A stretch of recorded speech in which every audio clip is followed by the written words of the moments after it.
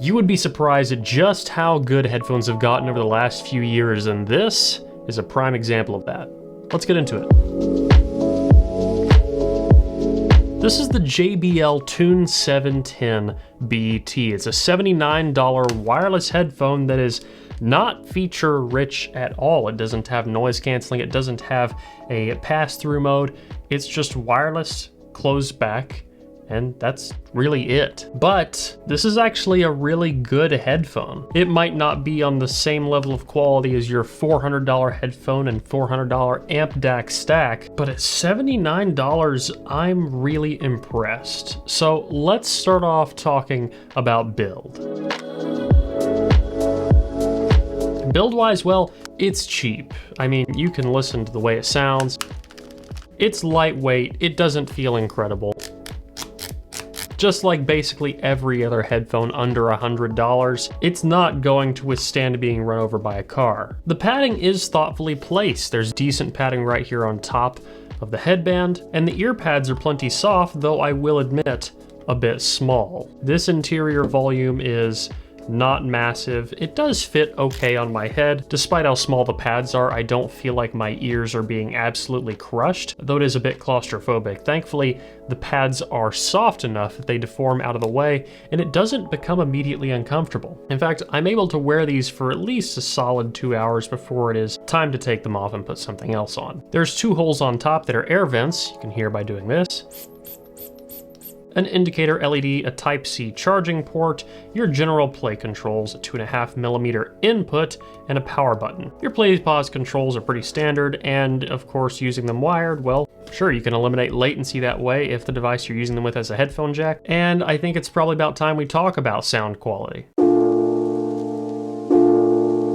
I got these because of a recommendation on Twitter. And I'm gonna be honest, I went into this with pretty low expectations. The things I'm comparing them to are like the Akg K361, the $99 wired closed-back headphone with a pretty solid reputation. And I'll admit, when I put these on, I was very pleasantly surprised. They're overall very neutral sounding, soft in the highs, though definitely not muffled or muted, well extended on both ends, and the one part that's not neutral is of course the bass. You're getting a consumer headphone, it's gonna have a bass boost. That's just how it is. These fall in line with Harman's tuning, which means bass galore. Though thankfully, it's not muddy. There are times where it starts to encroach upon that territory, but it gets away with it. And this does actually get a solid pass. It really seems to vary depending on the song I'm listening to. Some songs sound fine. Some songs, which are mixed bass heavier, can be a bit too much. Now, soundstage wise, they're not gonna knock your socks off. They're not super wide. I mean, it's a consumer closed back headphone. What do you expect? But compared to things like your Sonys, your Bose, and your Beats, well, this is actually a pretty solid experience. I mean, detail wise, you're basically on par with your Sonys and your Bose. No big surprise there. I think just about anything is as detailed as a Sony or a Bose. This is a New Balance 996. It's very heavily worn.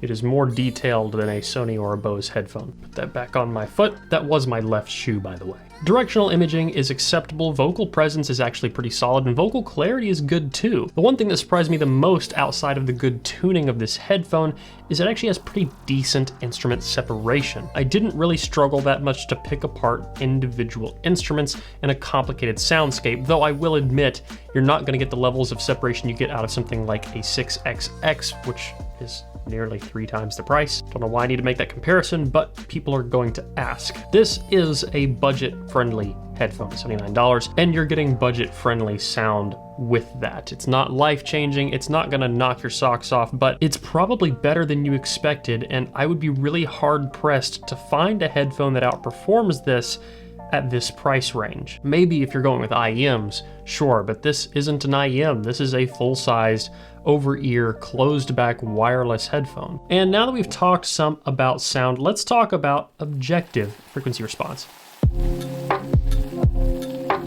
My measurement rig is out of commission today, but thankfully I have this graph right here, courtesy of good old Sean Olive on Twitter. You can see where this aligns with Harman's target pretty dang well. We get a pretty solid mid-range, decent bass extension. You can tell where the bass gets just a hair bloated around 100 Hertz, but isn't crazy. The sub bass sounds pretty nice. Ear gain is solid overall. I can't complain there. We do get a bit of an elevation Let's say it's around 5 or 6 kilohertz, though it doesn't really seem to bother me. And then the treble starts to recess just a little bit over 10K. That's exactly how it sounds. This is one of those cases where we have a headphone that measures exactly the way it sounds, which is nice. That slight recession in the treble, 10 kilohertz and over, makes it sound just soft and just relaxed enough, but having solid ear gain in that little bit of elevation at 6K still gives it some life in the treble. I'm amazed that something that feels like it came from, well, Walmart or Best Buy can sound as good as it does. Disclaimer again, this is not going to outperform your $400 or $500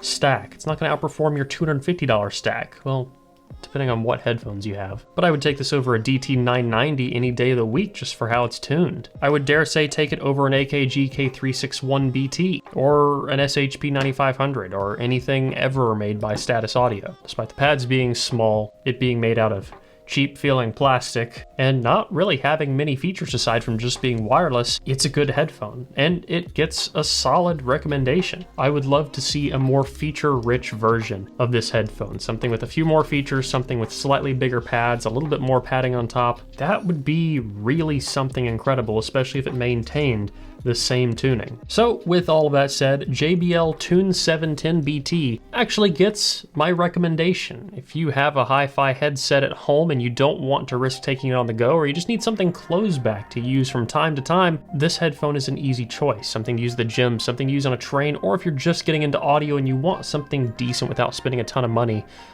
the Tune 710 BT, get a thumbs up. That is going to wrap up today's video, guys. If you liked it, please leave a like down below. Comment, let me know what you want to see in the future. If you want to get active in the community, you can join the Telegram chat through Patreon, the link in the video description. Help us make videos like these possible in the future. And as always, don't forget to stick around, subscribe for more videos like this. Until next one, guys. Peace.